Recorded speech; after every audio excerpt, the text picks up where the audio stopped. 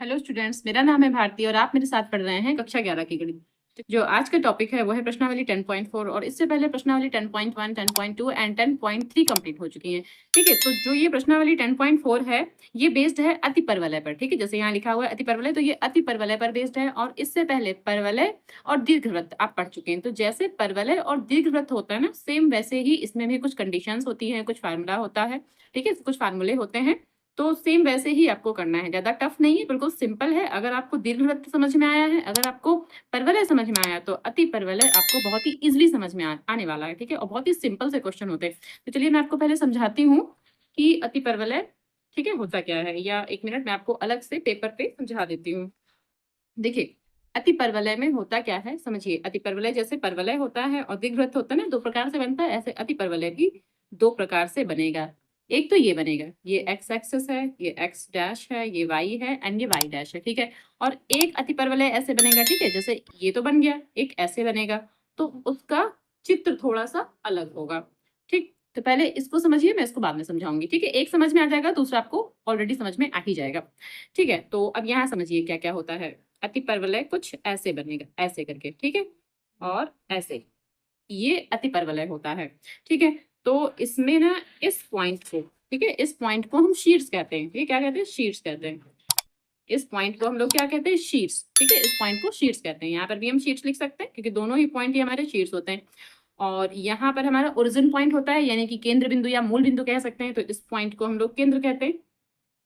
केंद्र यानी कि 0,0 ये केंद्र बिंदु है। ठीक है, और इस पॉइंट को शीर्ष कहते हैं। तो अगर यहाँ से यहाँ तक की दूरी a है, तो इसके पॉइंट हो जाएंगे a,0 और इसके पॉइंट क्या हो जाएंगे? -a,0। तो हम ये कह सकते हैं कि जो ये हमारे पास परवलय है, ये अति परवलय है। ठीक है, तो अति परवलय के हमारे पास जो शीर्ष हैं वो क्या निकल कर आएंगे? यहाँ हम शीर्ष लिख सकते हैं। शीर्ष हमारे पास क्या निकल के आएंगे? +-a,0। ठीक है भाई, यहाँ -a,0, यहाँ a,0। तो अगर शीर्ष की बात करें तो शीर्ष क्या हो जाएगा? +-a,0। ये होगा शीर्ष। ठीक, अब आप समझिए कि इस वाला ये जो लाइन ऐसे बनी हुई ना, y अक्ष पे जो लाइन बनी हुई, इसको हम लोग कहते हैं संयुग्मी अक्ष। ठीक है, संयुग्मी अक्ष, इसको हम लोग संयुग्मी अक्ष कहते हैं। और इसको हम लोग, जो ये वाली लाइन है जो x एक्सिस पर लाइन बनी हुई है, इसको हम लोग क्या कहते हैं? अनुप्रस्थ अक्ष। ठीक है, इसको बोलते हैं अनुप्रस्थ अक्ष, अनुप्रस्थ अक्ष। ठीक है, अब इसमें नाभि कहाँ पर होती है? ये तो शीर्ष हो गया, केंद्र हो गया। नाभि, नाभि यहाँ पर होती है बीचों बीच में। ठीक है, अति परवलय के बीचों बीच में यहाँ पर नाभि होती है। और नाभि को यहाँ मैं डाल देती हूँ कि ये नाभि है। ठीक है, ये नाभि है। और नाभि के जो पॉइंट्स होते हैं, जो निर्देशांक होते हैं, वो क्या होते हैं? +c,0। अच्छा, c,0 लिखें या फिर +ae,0 लिखें, दोनों एक ही बात होती है। ठीक है, चाहे हम ae,0 लिखें, चाहे c,0 लिखें, दोनों एक ही बात है। सेम यहाँ पर भी इस तरफ माइनस का हो जाएगा। क्या? माइनस का c,0, या फिर ये कह सकते हैं 1 मिनट, माइनस, प्लस माइनस नहीं, माइनस ae,0। ठीक है, तो अब अगर हम बात करें कि हमने जो नाभि निकाली है, तो फिर नाभि क्या हो जाएगी? नाभि है, अगर इस परवलय, अति परवलय की बात करें, तो इसके लिए नाभि क्या हो जाएगी? इसके लिए नाभि होगी +-ae,0, या फिर ये कह सकते हैं +-c,0, ये भी कह सकते हैं, या फिर ये कह सकते हैं। ठीक है, अच्छा, सी की कंडीशन क्या होती है? सी की कंडीशन ये होती है यहाँ से c² = a² + b²।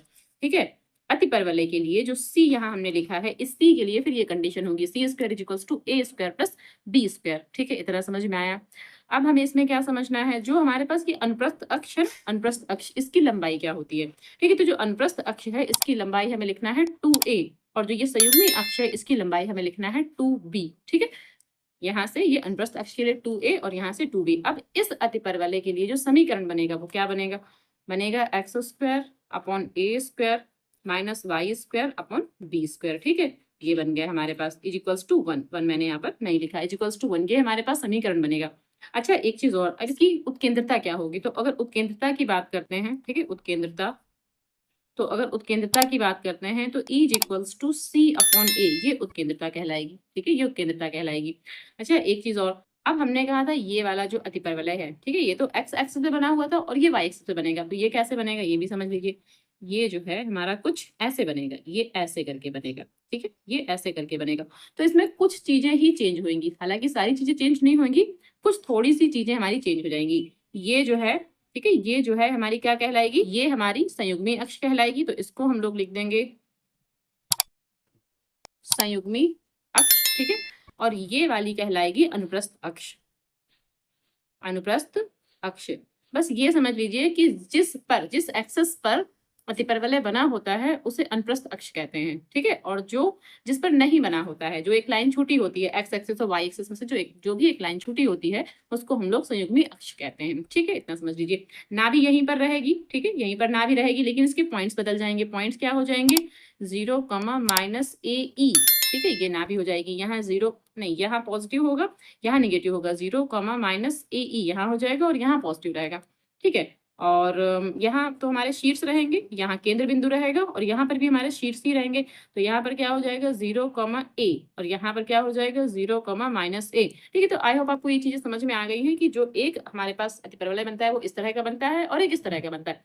तो इन दोनों के लिए मैंने एक टेबल बना दी है, ठीक है, टेबल बना दी जिससे आपको ज्यादा समझ में आ जाएगा। अगर आपको ये चीजें समझ में आ गई है तो आपको टेबल भी समझ में आ जाएगी। अब देखिए, ये टेबल है। यहाँ पर अतिपरवलय में 2 प्रकार के अतिपरवलय बना दिए हैं। अब अतिपरवलय का समीकरण समझ लीजिए। अगर अतिपरवलय ऐसे बना हुआ है इस तरह का, उसके लिए समीकरण होगा x² upon a² minus y² upon b² is equals to 1। और अगर इस तरह का है जो कि y एक्सिस पे बना हुआ है, ये y एक्सिस पर बना हुआ है, इसके लिए समीकरण क्या होगा? इसमें थोड़ा सा चेंज होगा। यहाँ देखिए, जहाँ x² है वहां पर y² हो जाएगा और जहाँ y है वहां पर x हो जाएगा और नीचे a और b जैसे इसमें था सेम ऐसे ही रहेगा। इसको हमें चेंज नहीं करना है। ऐसा नहीं करना है कि बी आगे कर देना है, ए पीछे कर देना है, ऐसा नहीं करना है, ठीक है। कैसे रहेगा? सिर्फ ये y आगे हो जाएगा, x पीछे हो जाएगा, सेम ऐसा ही बनेगा। तो आपको समझ जाना है, अगर y आगे है तो आपको समझ जाना है जो अतिपरवलय बन रहा है वो y एक्सिस पर बन रहा है, ठीक है, ये चीज। अच्छा, अब देखिए, इसके लिए केंद्र के निर्देशांक 0, 0, इसके लिए भी 0, 0 ही होंगे, सेम है, ठीक है। इसके लिए जो है शीर्षों के निर्देशांक प्लस माइनस a, 0, इसके लिए क्या हो जाएंगे? 0, प्लस माइनस a, ठीक है, ये आपको याद रखना है। नाभि जो है इसके लिए नाभि क्या हो जाएगी? प्लस माइनस ए ई, 0, या फिर हम कह सकते हैं प्लस माइनस सी, 0। इन दोनों में से कोई भी एक लगा सकते हैं, दोनों से ही आंसर आ जाएगा, उससे कोई फर्क नहीं पड़ेगा। और सी स्क्वायर की जगह हमें क्या लेना होगा? a square plus B square, यानी अगर हमें सी की वैल्यू निकालनी है तो क्या होगा? ये जो स्क्वायर है यहाँ से हटेगा, रूट ऑफ बनेगा a square plus B square, ठीक है, ऐसे कह सकते हैं।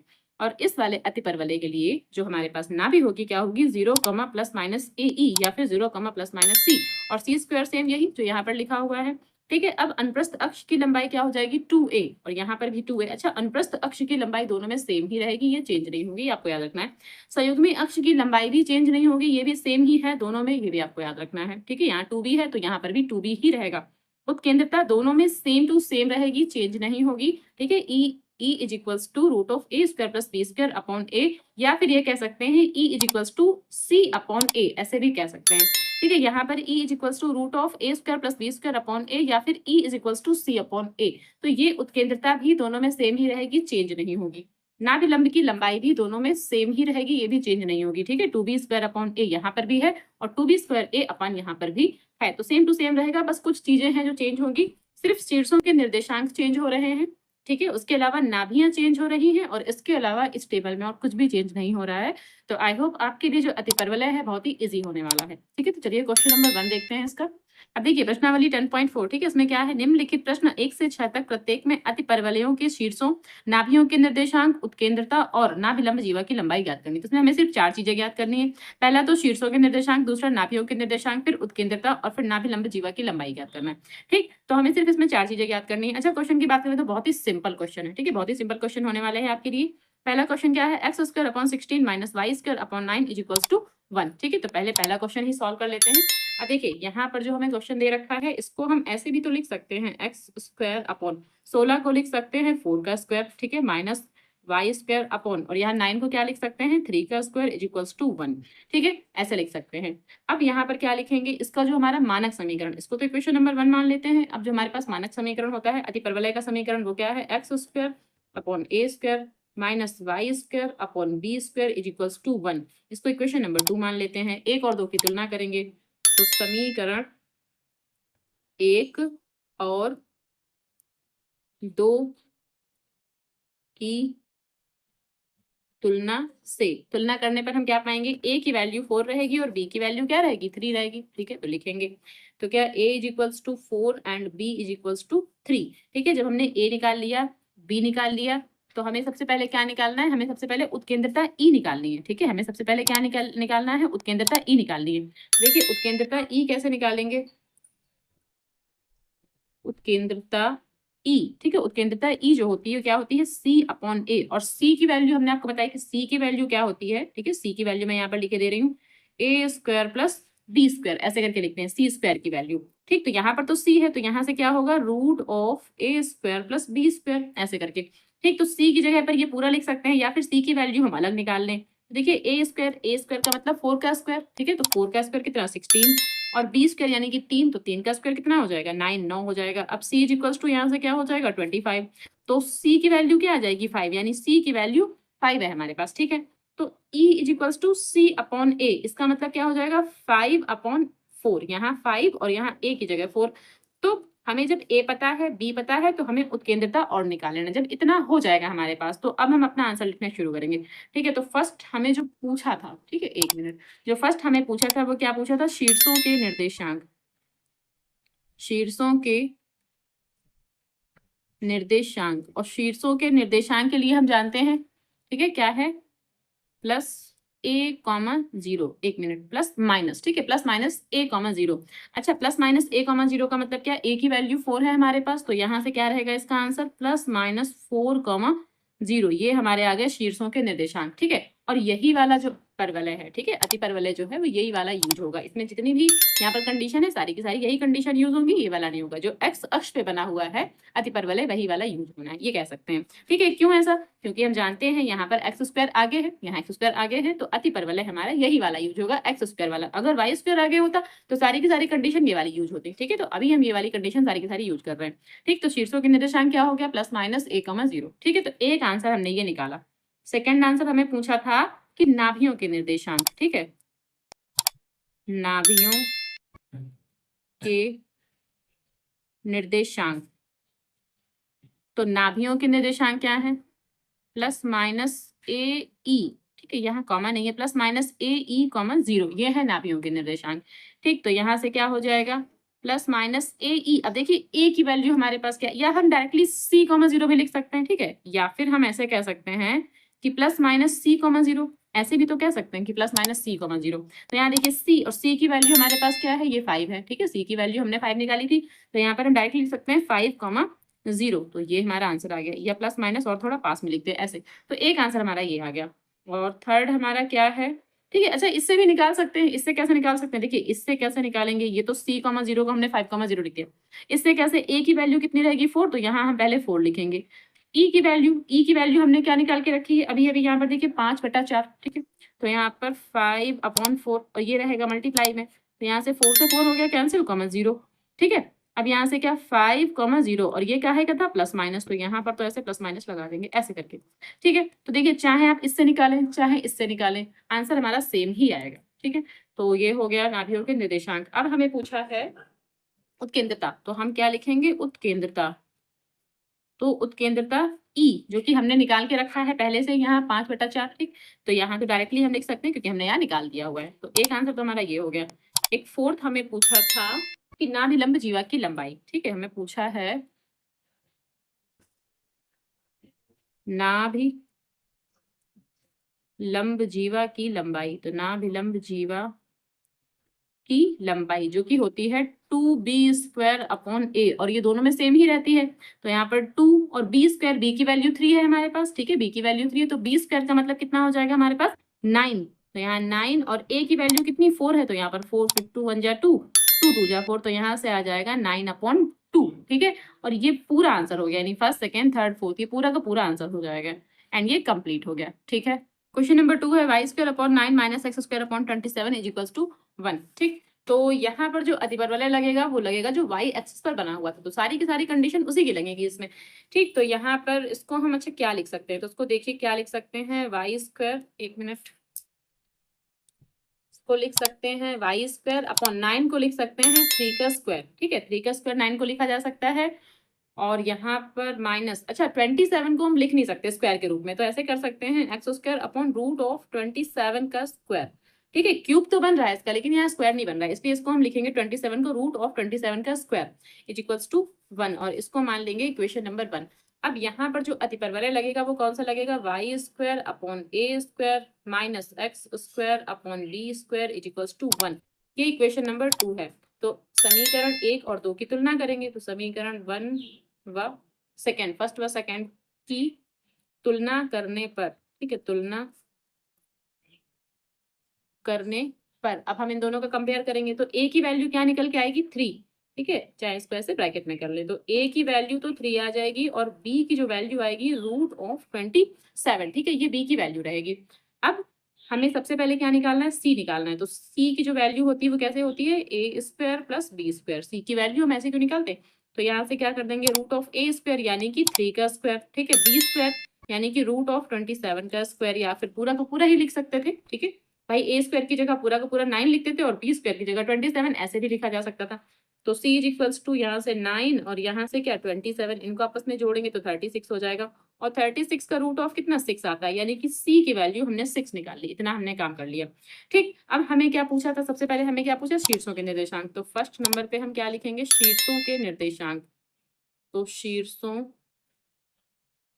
के निर्देशांक, तो शीर्षों के निर्देशांक क्या रहेंगे हमारे पास, 0, प्लस माइनस ए। ठीक है, ये शीर्षों के निर्देशांक रहेंगे। अब शीर्षों के निर्देशांक 0, प्लस माइनस ए, और ए की जगह हमें कितना लेना है, 3। ठीक है, तो यहाँ पर क्या ले लेंगे, 3। तो एक आंसर तो हमारा ये रहेगा। ठीक, इसका सेकंड क्या है, नाभियों के निर्देशांक। तो नाभियों के निर्देशांक क्या रहेंगे, 0, प्लस माइनस सी। ठीक है, या तो फिर यहाँ ए ई लिखें या फिर सी लिख दें, दोनों एक ही बातें। तो 0, प्लस माइनस उस सी की जगह कितना 6 लेना है। ठीक है, क्योंकि सी की वैल्यू हमने अभी अभी 6 निकाल कर रखी है। ठीक, अब थर्ड हमें क्या लेना है यहाँ पर, ठीक है, थर्ड हमें क्या लेना है यहाँ पर, उत्केंद्रता। तो उत्केंद्रता, उत्केंद्रता E इज इक्वल्स टू क्या होती है, C अपॉन A। ठीक है, C अपॉन A। तो क्या लिखेंगे, C की वैल्यू 6 है और A की वैल्यू 3 है। इसको कट कर देंगे, यहाँ पर 2 आ जाएगा। तो उत्केंद्रता हमारी 2 आ गई। ठीक है, एक आंसर ये था, एक आंसर ये था और एक आंसर, 3 आंसर हो गए। अभी एक और निकालना है, फोर्थ। तो क्या है, नाभिलंब जीवा की लंबाई। तो नाभिलंब जीवा की लंबाई, नाभिलंब जीवा की लंबाई क्या हो जाएगी, ठीक है, ये सब में सेम रहती है, 2b² अपॉन ए। तो 2 और b² का मतलब कितना, 27, पूरा का पूरा लिखना है। तो यहाँ से 27 अपॉन ए, और ए की जगह हमें क्या लिखना है, 3। ठीक है, ए की जगह 3, a² नहीं सिर्फ ए, तो यहाँ पर कितना 3 लिख देंगे। तो यहाँ 3 1 जा 3, 3 9 जा 27, इसका मतलब 9 2 जा 18। तो यहाँ पर आ जाएगा 18। एक आंसर ये आ गया। ठीक है, 1 2 3 4, चारों आंसर हमारे ये कंप्लीट हो गए और ये हमारा आंसर हो गया। ठीक है, क्वेश्चन नंबर 3 है 9y² minus 4x² equals to 36। तो क्वेश्चन नंबर 3 ना क्वेश्चन नंबर 2 की तरह ही लगना है। ठीक है, पर थोड़ा सा इसमें एक लाइन और बढ़ाई जाएगी। तो इसमें क्या है, यहाँ 36 लिखा हुआ है, तो पूरी इक्वेशन को 36 से डिवाइड करेंगे। तो यहाँ से 9y² upon 36 minus 4x² upon 36 is equals to 36 upon 36। तो यहाँ से क्या लिख देंगे कि 36 से भाग करने पर, क्योंकि 36 से हमने पूरी इक्वेशन को भाग किया है, डिवाइड किया है, तो यहाँ पर यही लिखेंगे, भाग करने पर। तो यहाँ से ये 1 हो जाएगा, यहाँ से 4 का करेंगे इसमें कट, तो यहाँ 9 आ जाएगा, और 9 का इसमें कट करेंगे तो ये 4 टाइम्स में कट हो रहा है। ठीक है, इतना हो गया। तो यहाँ से y² अपॉन 4, ठीक है, माइनस में x² upon 9 is equals to कितना, 1 हो जाएगा। अब ये क्वेश्चन जो है सेम ये क्वेश्चन नंबर 2 की तरह ही बन गया है। ठीक है, तो यहाँ से क्या हो जाएगा, अब देखिए यहाँ से जो a की वैल्यू हम निकालेंगे, इसको हम थोड़ा शॉर्ट में कर देंगे। ठीक है, इसको हम ऐसे भी लिख सकते हैं, 3 का स्क्वायर इज इक्वल्स टू 1। अब यहाँ से इक्वेशन लिखेंगे तो इसका कंपेयर करेंगे, तो कंपेयर करने से जो a की वैल्यू है वो 2 आ जाएगी और जो b की वैल्यू है वो 3 आ जाएगी। a और b की वैल्यू हमने निकाली, तो यहाँ से c की वैल्यू, और c की वैल्यू क्या, √(a² प्लस b² करके निकालेंगे। तो a² यानी कि 2 का स्क्वायर, तो 2 का स्क्वायर 4, ठीक है, 2 का स्क्वायर 4 हो गया, एंड 3 का स्क्वायर कितना हो गया, 9 हो गया। तो यहाँ से 9 लिख देंगे और ये रूट ऑफ, तो ये क्या हो जाएगा, √13। ये c की वैल्यू रहेगी कितनी, √13। ठीक है, अब देखिए यहाँ से हमारे पास C आ गया, हमारे पास A है, हमारे पास B है, इतनी वैल्यू है हमारे पास। अब जो हमें निकालने हैं वो सारी की सारी चीजें यहाँ पर निकालेंगे। फर्स्ट नंबर पे हमें क्या निकालना था, शीर्षों के निर्देशांक। तो शीर्षों लिख देते हैं, पूरा नहीं लिखेंगे। अब यहाँ से क्या, 0, प्लस माइनस A। ठीक है, क्योंकि जो ये अतिपरवलय है ये y एक्सिस पर बनेगा, इसलिए y एक्सिस की सारी कंडीशन इसमें लगेंगी। तो यहाँ से क्या हो जाएगा, 0, प्लस माइनस A, और A हमारे पास कितना है, 2। तो यहाँ से पहला आंसर तो ये हो जाएगा। सेकंड में हमें नाभि निकालना था, तो नाभियां क्या हो जाएंगी, नाभियां हो जाएंगी हमारे पास 0, प्लस माइनस सी। ठीक है, तो यहाँ से 0, और सी के लिए क्या लिखना है 13, तो 0, प्लस माइनस रूट ऑफ 13। तो एक आंसर ये रहेगा। और और हमें क्या लिखना है उत्केंद्रता। तो उत्केंद्रता हमारे पास क्या रहेगा E is equals to C upon A. तो सी की वैल्यू क्या है रूट ऑफ 13 और ए। ठीक है, ए की वैल्यू क्या है 2, तो यहाँ पर 2 लिख देंगे। तो एक आंसर हमारा ये भी हो गया। ठीक है, एक आंसर ये, एक ये और एक ये, एक और निकालते हैं।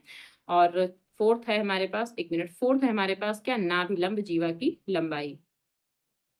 तो नाभिलंब जीवा की लंबाई, तो ये क्या रहेगी हमारे पास 2b² अपॉन ए। ठीक है, सेम वही। तो 2b², अब देखिए b², यहाँ पर b की वैल्यू कितनी है 3, तो b² कितना हो जाएगा 9, तो यहाँ से 9। और a की वैल्यू कितनी है 2, तो यहाँ से 2 से 2 कैंसिल हो गया, सिर्फ 9 बचा। तो एक आंसर ये हो गया। ये सारे आंसर कंप्लीट हो गए। तो ये हमारा आंसर हो गया। ओके, क्वेश्चन नंबर 4 है 16x² minus 9y² is equals to 576। तो सेम क्वेश्चन नंबर 1 की तरह लगना है। ठीक, तो देखिए यहाँ पर क्या करेंगे 576 से पहले डिवाइड करेंगे पूरी इक्वेशन को।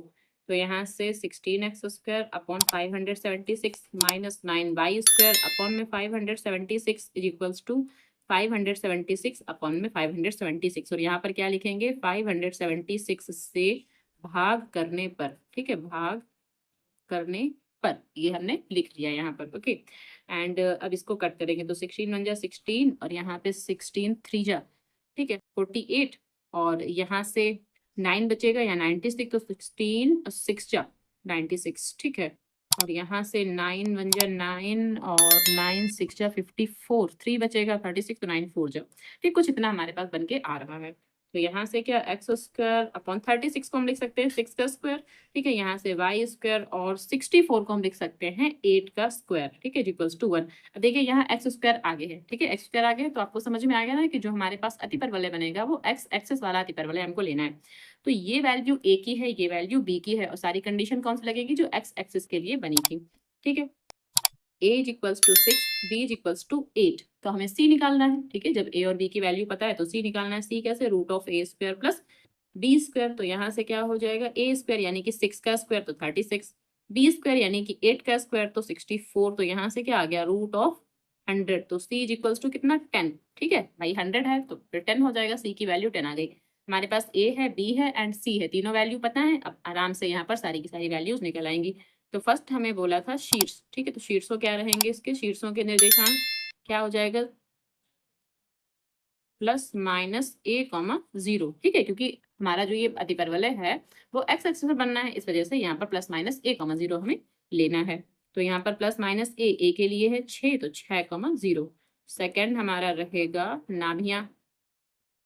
तो नाभियां हो जाएंगी प्लस माइनस c, 0, और c की वैल्यू हमने निकाल के रखी है 10, तो प्लस माइनस 10, 0 ये नाभियां हो जाएंगी। ठीक, और हमें क्या निकालना था, हमें निकालना है उत्केंद्रता, जो कि हमने पहले से ही यहाँ पर उत्केंद्रता के लिए।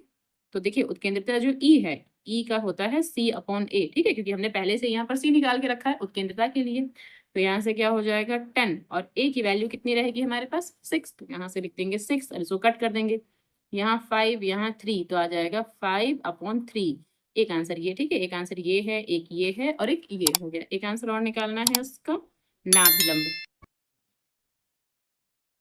नाभिलंब, तो नाभिलंब हमारा क्या हो जाएगा 2b² अपॉन a। तो 2 और b² का मतलब क्या 8 का स्क्वायर, और 8 का स्क्वायर क्या 64। तो यहाँ डायरेक्टली मैंने 64 लिख दिया। और यहाँ सिर्फ a ही लिखना है, a² नहीं लिखना है। a का मतलब कितना 6। ठीक है 6, यहाँ से 2 1 जा 2, 2 3 जा 6। अब ये 3 से कट नहीं होगा, इसलिए 64/3। तो नाभिलंब जीवा की जो लंबाई हो जाएगी वो क्या हो जाएगी 64/3। तो कुछ ये सारे के सारे आंसर हो जाएंगे और ये कंप्लीट हो गया। ठीक है, क्वेश्चन नंबर 5 है 5y² minus 9x² is equals to 36। ठीक है, तो ये क्वेश्चन भी सिंपल है। तो देखिए कैसे, अब सबसे पहले ना 36 से पूरी इक्वेशन को डिवाइड कर देंगे। तो यहाँ से क्या हो जाएगा 5y² minus 9x² is equals to 36, और यहाँ भी 36, यहाँ भी 36 और यहाँ पर भी 36। तो यहाँ से कट होकर के 1 आ जाएगा, इसको कट कर देंगे तो ये 4 टाइम, और ये कट नहीं हो सकता। जब ये कट नहीं हो सकता तो ये 5 ना अपॉन में आ जाएगा। ठीक है, जो 5 है ये इसके अपॉन में आ जाएगा। तो इसको कैसे लिखेंगे वाई स्क्वायर अपॉन 36/5। ठीक है, ये 36/5 ये क्या है, ये ए स्क्वायर है हमारे पास। ठीक है, ये पूरा का पूरा ए स्क्वायर है हमारे पास। ठीक है, माइनस यहाँ से क्या हो जाएगा, एक्स स्क्वायर अपॉन 4। ठीक है, और यहाँ से 1 हो जाएगा। अब इसको हम ऐसे भी लिख सकते हैं, कैसे कि वाई स्क्वायर अपॉन 36, ठीक है, पूरा रूट ऑफ 36/5 ऐसे भी लिखा जा सकता है, और इसका होल स्क्वायर ऐसे भी लिख सकते हैं, माइनस एक्स स्क्वायर, और यहाँ ये तो 2 का स्क्वायर बन रहा है, इज इक्वल्स टू 1। इसको इक्वेशन नंबर 1 मान लेते हैं। ठीक है, और यहाँ इसकी तुलना किससे होगी, Y square upon A square minus X square upon B square is equals to 1। इसको इक्वेशन नंबर 2, और इन दोनों की तुलना करेंगे। जब कंपेयर करेंगे तो a की वैल्यू क्या आ जाएगी, रूट ऑफ 36/5। अच्छा, 36 का रूट ऑफ तो 6 हो जाएगा, लेकिन अपॉन जो 5 है तो वो रूट ऑफ 5 ऐसे ही लिखा रहेगा, यानी कि a की वैल्यू 6/√5 ऐसे लिखेंगे इसको। ठीक है, एंड जो b है, b की वैल्यू क्या रहेगी हमारे पास 2, तो b की वैल्यू तो 2 आ रही है। अब हमें c निकालना है, तो देखिए c क्या होता है, root of a square plus b square. ठीक है, तो a स्क्वायर ये पूरा का पूरा है हमारे पास, ये स्क्वायर यही तो है पूरा का पूरा। ठीक है, तो ए स्क्वायर क्या लिखेंगे हम यहाँ पर, देखिए ए स्क्वायर के लिए 36/5 प्लस, और बी स्क्वायर कितना 4, ये जो पूरा का पूरा है ये बी स्क्वायर है, तो बी स्क्वायर में क्या लिखेंगे 4। अब इसको थोड़ा सा सॉल्व करेंगे, तो सॉल्व कैसे करेंगे, यहाँ से क्या इसके नीचे 1 मान लेंगे, तो 5 और 1 का एलसीएम क्या हो जाएगा 5। ठीक है, 5 और 1 का एलसीएम सी में, और यहाँ लिख देती हूँ। ठीक है, 5 और 1 का एलसीएम 5, 36 तो ऐसे ही लिखा रहेगा, प्लस और 5 की 4 से मल्टीप्लाई, तो 5 4 जा 20, यहाँ आ गया 20, तो 36 में अगर हम 20 जोड़ेंगे तो आ जाएगा 56। ठीक है, और अपॉन में 5 आ जाएगा। अब 56 का भी रूट ऑफ नहीं होता और 5 का भी नहीं होता, तो 56 फिलहाल ऐसे लिखा रहने देते हैं। ठीक है, और चलिए अब हमें क्या क्या निकालना है, अब हमें अपना जो क्वेश्चन था ना शीर्षों के निर्देशांक, तो फर्स्ट हमें निकालना है क्या, शीर्षों के निर्देशांक। तो शीर्षों डाल लेते हैं। शीर्षों के निर्देशांक क्या रहेंगे हमारे पास, 0, ठीक है, कॉमा प्लस माइनस ए, ये होते हैं शीर्ष। तो शीर्षों के निर्देशांक क्या रहेंगे, 0, प्लस माइनस ए, और ए के लिए हमने क्या निकाल के रखा है 6/√5। ठीक है, ए की वैल्यू हमने निकाल के रखी है 6/√5, तो यहाँ पर क्या लिखेंगे 6/√5, ये ए की वैल्यू रहेगी। ठीक है, ये ए की वैल्यू तो हमने यहाँ पर लिख दिया, ये पूरा का पूरा हमारा शीर्ष आ गया, शीर्षों के निर्देशांक ये आ गए। सेकंड हमें क्या निकालना है, नाभियां। तो नाभियां हमारे पास क्या रहेगा, 0, प्लस माइनस सी। ठीक है, तो यहाँ से 0, प्लस माइनस सी, और सी के लिए हमें क्या लिखना है, ठीक है, सी के लिए रूट ऑफ 56/5। अच्छा, 56 को हम लिख सकते हैं 2√14। ठीक है, 2√14 और अपॉन में रूट ऑफ 5। ठीक है, ऐसे लिख सकते हैं 56 को, अगर 56 की बात करें तो ऐसे लिख सकते हैं। तो 56 को ऐसे कैसे लिख सकते हैं, ये समझिए कि 56 अगर है कहीं पर, समझिए, और रूट ऑफ बना हुआ है, तो इसके अगर हम फैक्टर करेंगे तो क्या हो जाएंगे, 2 मल्टीप्लाई 2 मल्टीप्लाई 2 मल्टीप्लाई 7, इतने फैक्टर बनेंगे इसके। ठीक है, तो 2 2 जोड़ा है। ठीक है, जोड़ा है तो एक बार बाहर निकल के आया, और अंदर क्या बचा, इतना पूरा बचा ये, तो यहाँ 14, तो इसीलिए 56 को 2√14 लिखा जा सकता है, और √5 अपॉन में कर सकते हैं, या पूरा एक साथ भी कर सकते हैं। तो यहाँ पर जो सी है, सी के लिए ऐसे भी लिख सकते हैं क्या, 2√14 और अपॉन में क्या √5, या फिर 14 और 5 को एक साथ भी कर सकते हैं। ठीक है, तो या तो ऐसे लिख सकते हैं 0, प्लस माइनस, ठीक है, 2√14/5, तो ऐसे भी लिखा जा सकता है, या तो ऐसे लिख सकते हैं या फिर ऐसे। ठीक है, तो ये कंप्लीट हो गया, इनमें से कोई एक आंसर हो सकता है। अब यहाँ पर थर्ड क्या रहेगा, उत्केंद्रता। तो उत्केंद्रता ई क्या रहेगी हमारे पास, C/A।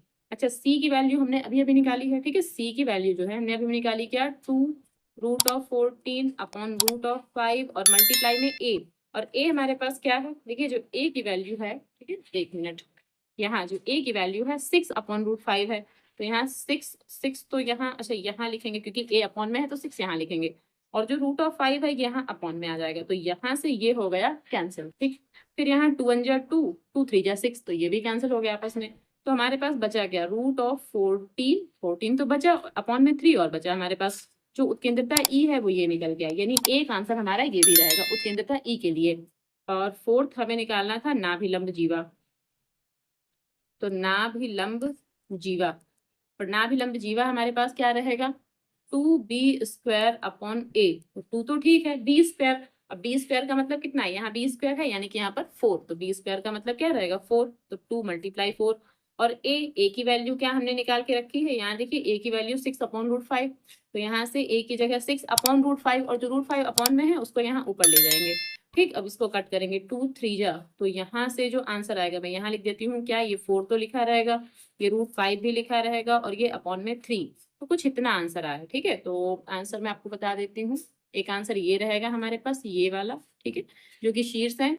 नाभियां हमने ये निकाला है, और नाभियां या तो ये कोई भी एक ले सकते हैं। ठीक है, उत्केंद्रता ई हमने ये निकाला है √14/3, और नाभि लंब जो जीवा है वो निकाला है 4√5/3। तो ये पूरा कंप्लीट हो गया और ये आंसर हो जाएगा। ओके, क्वेश्चन नंबर 6 है 49y² - 16x² = 784। ठीक है, तो ये क्वेश्चन भी सिंपल ही है। अब देखिए यहाँ पर 49y² और -16x² = 784, तो 784 से ना पूरी इक्वेशन को डिवाइड करेंगे। तो यहाँ से क्या लिखेंगे, 49y² - 16x² = 784, और यहाँ पर भी 784, यहाँ पर भी 784 और यहाँ पर भी 784, इसको हमें डिवाइड करना है। ठीक है, और इस यहाँ पर लिख देते हैं कि 784 से, ठीक है, भाग करने पर, ठीक है, लिख दें या फिर ना भी लिखें। तो यहाँ से ये आपस में कैंसिल हो जाएंगे, यहाँ 1 आ जाएगा, इसको कैंसिल करते हैं। 16 1 जा 16, और यहाँ पर 16 4 जा 64, यहाँ से बचेगा हमारे पास 14, तो यहाँ 44 यानी 144। 16 9 जा 144, यानी 16 से कट करने पर 49 आ रहा है, और यहाँ 49 है, तो इसका मतलब 49 से अगर हम इसको कट करेंगे तो यहाँ 16 आएगा हमारा। ठीक है भाई, 16 से कट किया 49 आया, इट मीन्स अगर 49 से कट करेंगे तो 16 ही आएगा, कॉमन सेंस। ठीक, अब यहाँ से y²/16 - x²/49 = 1, कुछ इतना। ठीक है, अब यहाँ से क्या, इसको हम ऐसे लिख सकते हैं, 16 को यानी 16 को लिख सकते हैं 4 का स्क्वायर। ठीक है, माइनस x², और 49 को लिख सकते हैं 7 का स्क्वायर = 1, कुछ ऐसे लिख सकते हैं।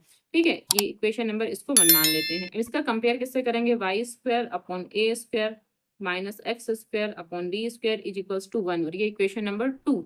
अब दोनों की तुलना करेंगे, तो समीकरण 1 और 2 की तुलना करेंगे तो a की वैल्यू क्या आ रही है, 4, a के लिए 4 एंड b के लिए क्या रहेगा, 7 रहेगा। हमें c निकालना है, तो c = क्या रहेगा, √a² + b²। तो यहाँ से क्या रहेगा, a² यानी कि 4 का स्क्वायर तो 16, और b² यानी कि 7 का स्क्वायर तो 49, इन दोनों को आपस में जोड़ देंगे, तो यहाँ हो जाएगा 5। ठीक है, 6 और 9 5, 15, 15 का 5 1 कैरी हो जाएगा, और यहाँ से क्या हो जाएगा, यहाँ 4 और 1 5 और 1 6, तो 65 हो जाएगा हमारे पास, √65। ठीक, तो c की वैल्यू कुछ इतनी आ रही है हमारे पास। जब हमारे पास इतनी सारी वैल्यू आ गई, यानी a की वैल्यू आ गई, b की आ गई, c की आ गई, तो अब हम क्या करेंगे, यहाँ से सबसे पहले हमें क्या निकालना है, शीर्षों के निर्देशांक। तो शीर्षों लिख लेते हैं, इतना काफी है। तो शीर्षों के निर्देशांक क्या रहेंगे हमारे पास, 0, अच्छा ये जो हमारे पास अतिपरवलय बनेगा वो y एक्सिस पर बनेगा, क्योंकि इसमें y² आगे है। ठीक है, तो यहाँ से 0, ±a। ठीक, तो यहाँ से क्या हो जाएगा, 0, ±a, और a के लिए हमने क्या निकाल के रखा है, यहाँ देखिए 4 निकाला हुआ है, तो यहाँ पर भी हमें क्या लिखना है, 4। तो एक आंसर तो हमारा ये रहेगा। ठीक है, एक आंसर ये हो गया। सेकेंड हमारा क्या रहेगा, नाभियां। तो नाभियां क्या रहेगा, 0, ±a, और यहाँ नाभियों की जगह a की जगह क्या होता है, c। ठीक है भाई, यहाँ तो a लेकिन यहाँ c, तो यहाँ 0, c, और c हमने निकाल के रखा है √65, तो ± √65। तो एक आंसर हमारा ये भी हो जाएगा, इसको भी टिक कर देते हैं। एक थर्ड हमें निकालना था, उत्केंद्रता। तो उत्केंद्रता जो E होता है वो क्या होता है, C/A। तो यहाँ से C की वैल्यू हमने निकाली है 65, ठीक है, √65, और A की वैल्यू हमने निकाली है 4, तो यहाँ से 4। एक आंसर हमारा ये भी हो जाएगा। अब फोर्थ रहेगा नाभिलंब जीवा। तो नाभिलंब जीवा, और नाभिलंब जीवा क्या होता है, 2b²/a। तो यहाँ से 2 और b², देखिए b², b हमारा 7 है, तो b² का मतलब क्या रहेगा, 49, और a, ठीक है, ये जो a है, a की वैल्यू क्या रहेगी, 4, तो यहाँ से 4 का 4 ऐसे ही लिखा रहेगा, 2 1 जा 2, 2 2 जा 4, तो यहाँ से 49/2। ठीक है, तो ये चारों के चारों आंसर हमारे कंप्लीट हो गए। एक आंसर ये है, एक ये है, एक √65/4 और एक 49/2। तो ये पूरा का पूरा हमारा कंप्लीट हो गया। ओके, अब देखिए क्वेश्चन नंबर 1 से लेकर 6 तक मैंने कंप्लीट कर दिए हैं। अब क्वेश्चन नंबर यहाँ 7 से लेकर के, ठीक है, यहाँ 15 तक मैं पार्ट 2 में कंप्लीट करूंगी। ओके।